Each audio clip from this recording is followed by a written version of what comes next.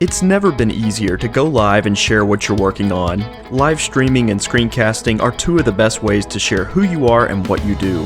Whether you want to show your gaming skill or teach another skill, streaming and screencasting are a great way to do it. Welcome to a video that will show you techniques to live stream and screencast. Now, before you go live and share, let's look at a helpful resource that can help you improve your screencast. On Envato Elements, you have unlimited access to a library that many creatives use for practically any type of project. When you go live, you're sure to benefit from logos, presentation templates, stock audio, video, and more. They're all included for a low monthly flat rate. So first, let's talk a bit about a significant difference. Sometimes you might hear the terms live stream and screencast used interchangeably, but the reality is that they're pretty different. A live stream is a real-time recording. The idea is that you hit record, go live, and share what you're doing or working on. One of the most popular examples is Twitch, the gaming streaming platform. Live streams give you a chance to let your personality show through in real time. Now, a screencast, on the other hand, is more focused on recording a computer or device screen. These are popular for tutorials and learning resources. For me, I love learning with screencasts, and hearing a programmer, producer, or photographer describe their techniques in real time really illustrates the process. I like to divide live stream and screencast into categories based on if they're real time or not. A live stream is just that, live, while a screencast has some post-production and editing.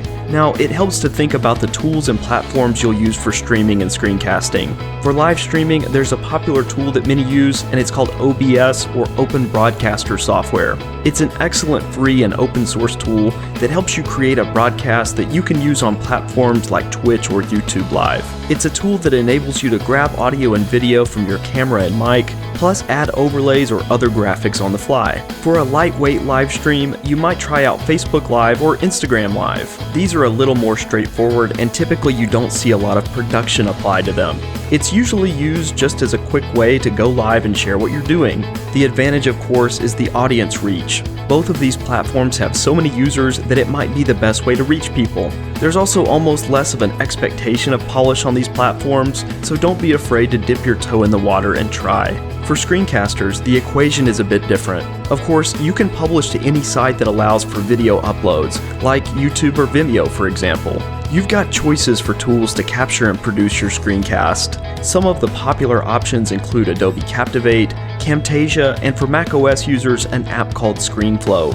When you choose a screencast-centric video production tool, you've got some tools that are specific to the format. In ScreenFlow, for example, you've got animation and call-out tools that help you follow the mouse cursor. Each of these tools is designed to draw attention to specifics. Now, no matter what types of software you're using, your setup matters. A little bit of work goes a long way to increase the production value of your video. For live streams, modern smartphones, tablets, and webcams on many laptops are more than good enough. It's more about using good lighting than needing a professional camera.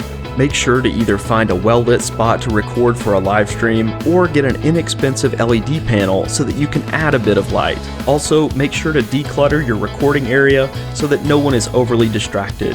And of course, then there's audio. I think this is the best way to improve your video significantly. Anything is an upgrade over a smartphone's built-in microphone. Simple USB microphones correctly positioned give you clear audio.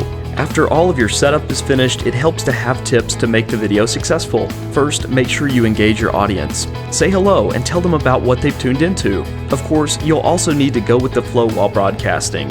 Anything live is a bit uncertain, so make sure that you can ad-lib a bit. It helps to have a plan, but don't be afraid to go off-script either. Don't forget that it's okay to just be yourself when you share. There's room for personalities of all types online, and the best version of you is one where your personality shines through. If you're recording a screencast, using a bit of post-production really helps. It gives you the chance to edit out those mistakes and hiccups that are bound to happen. That means cutting out the retakes, plus zooming and panning on the focus areas. And of course, trimming and cropping your video to the content that matters is so helpful. In screencasts, you want to focus on the part of your video that helps your audience learn the subject matter. Try to avoid too much dead air or the parts where you're just staring at an app's interface. One last thing before we go. You'll also want to check out a service called Placeit. No matter what type of stream or screencast you're creating, a few graphic assets go a long way. Many top channels use logos and other assets to polish the channel and create visuals. And with Placeit, you can create those assets with just a web browser. That means that you can spend less time learning a graphic design app and more time getting back to streaming. So what are you planning to record and share with the world? Use the comments section below to share what you're working on with other viewers. Then make sure to like this video and subscribe to the Envato Tuts Plus channel.